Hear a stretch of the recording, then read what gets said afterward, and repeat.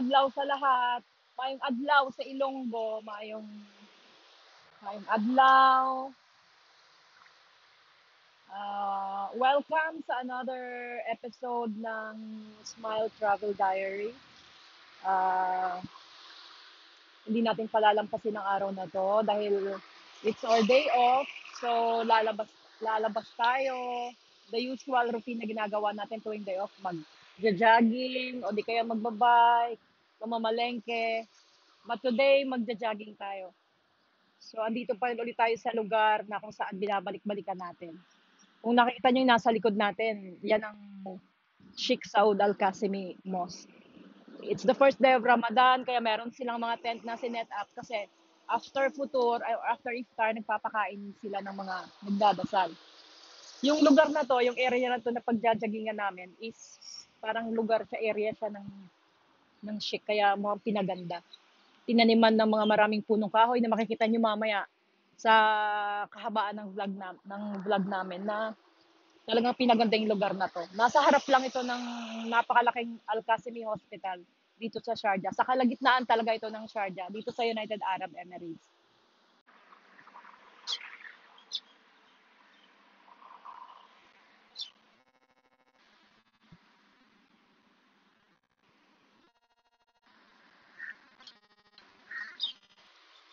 So tara guys, samahan nyo kami. Tatakbuhin natin to yung lugar na to.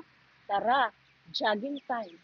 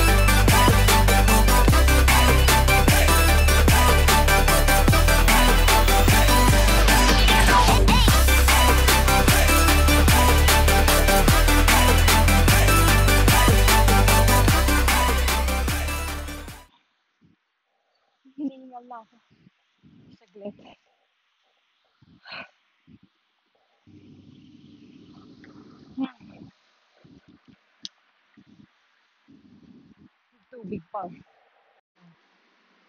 So makikita nyo guys yung mga punong kahoy na itinanim ng naka-align.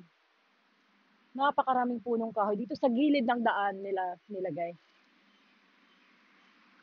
Parang akala mo yung nasa gubat ka.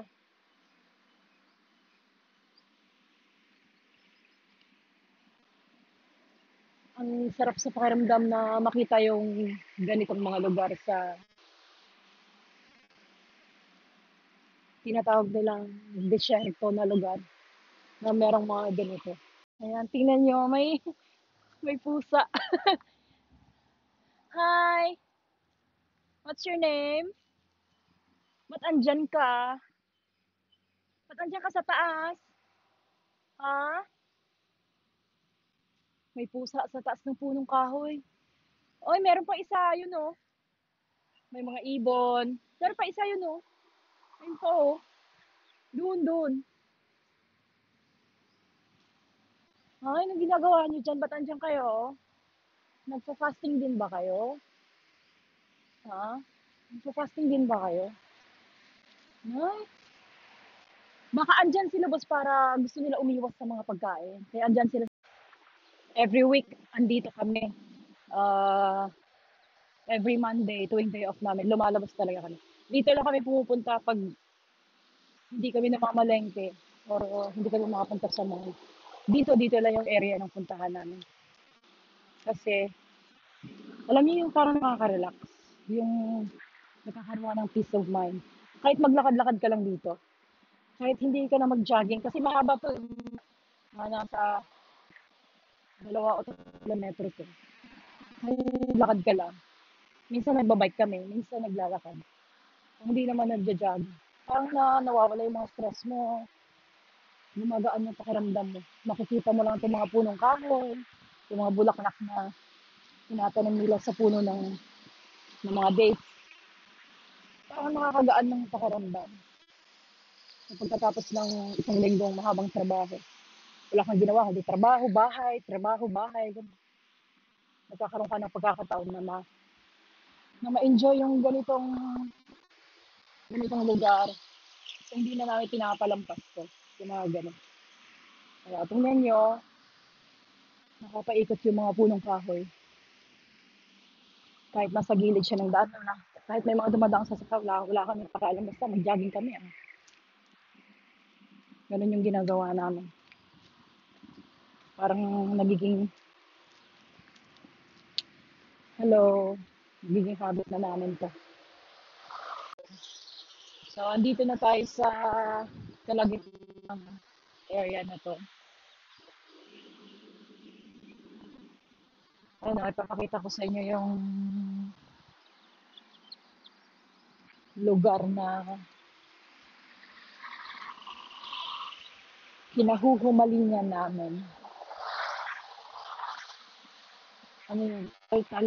Alcala sa kabila, Al-Kazimia sa kabila, Al-Shaba dito sa area na to na tinatakbuhan namin, Al-Darari dun sa kabilang kampo. Yung lugar na to, Sheikh bin Al-Qasimi Street yata to. No. Ano, ipakita mo yung ano na yun. Yun na yun. Yung area na yung lugar na yun. Yung may map. Yung may map sa tingnan mo yung mga bahay. Hindi lang sa Pilipinas. Marami din dito mga bougainvillea. Lalaki. Hindi na nila pinuputol. Namumulaklak na lang hanggang sa lumabong. Mga bulaklak. Mahihilig din sila sa bulaklak dito. Kahit disyerto, nagtatanim din sila.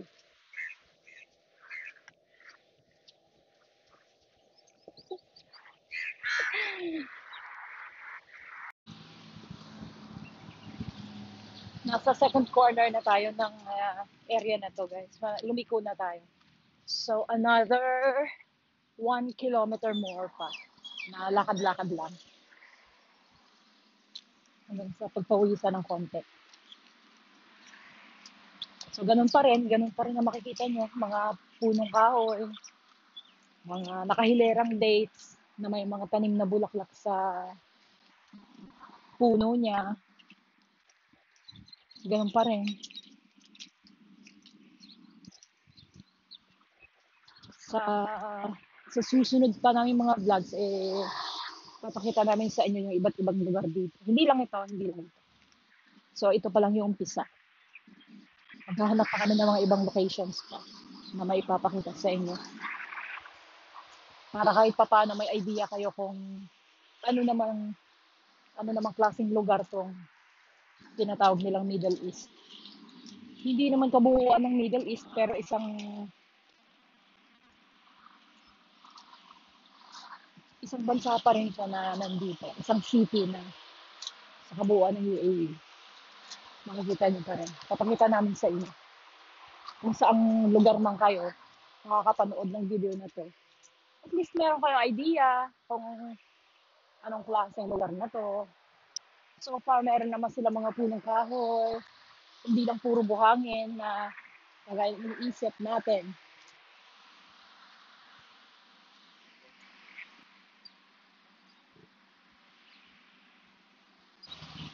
Ayan, nakikita nyo. Isa yan sa mga bulaklak na nakatanim sa puno ng dates. Ayan. Pero, I have no idea kung anong pangalan ng bulaklak na to. So, kayo kung may alam kayo, i-comment nyo na lang sa comment section para malaman ko at sasabihin ko na sa susunod kung anong klaseng bulaklak to. Ang ganda.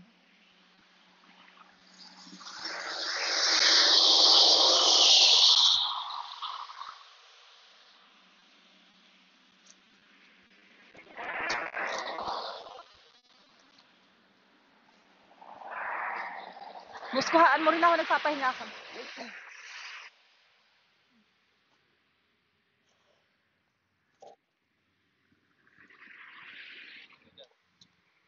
Pahinga muna tayo saglit. Ang sarap dito. Ang sarap. Libre, walang bayad. Tambay-tambay ka lang dito.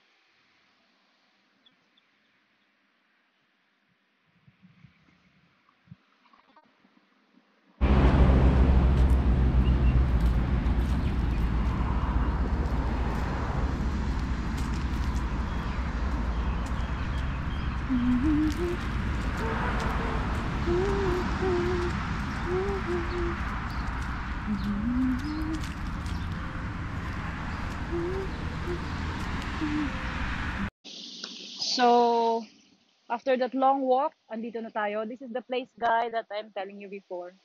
Na at the end of that jogging track, merong lugar na ganito, konting lakad lang from there.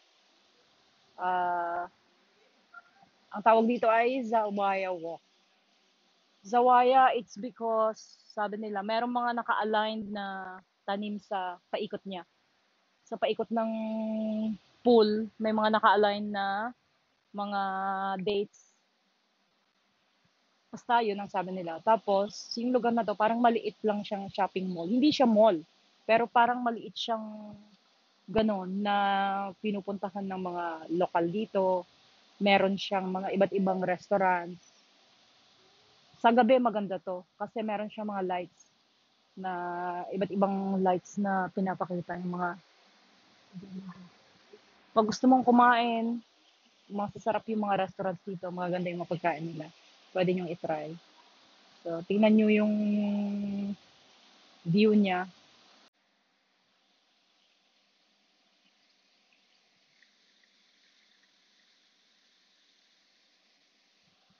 Welcome to Zawaya Walk.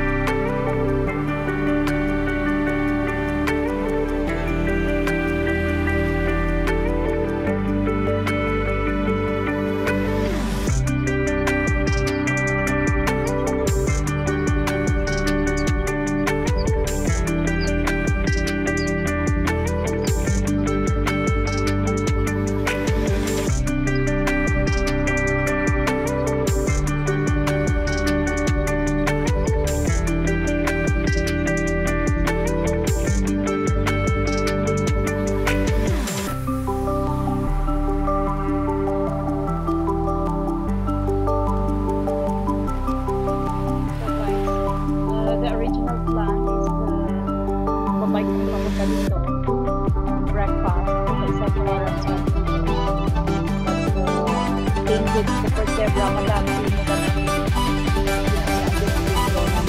Three, two, one, go!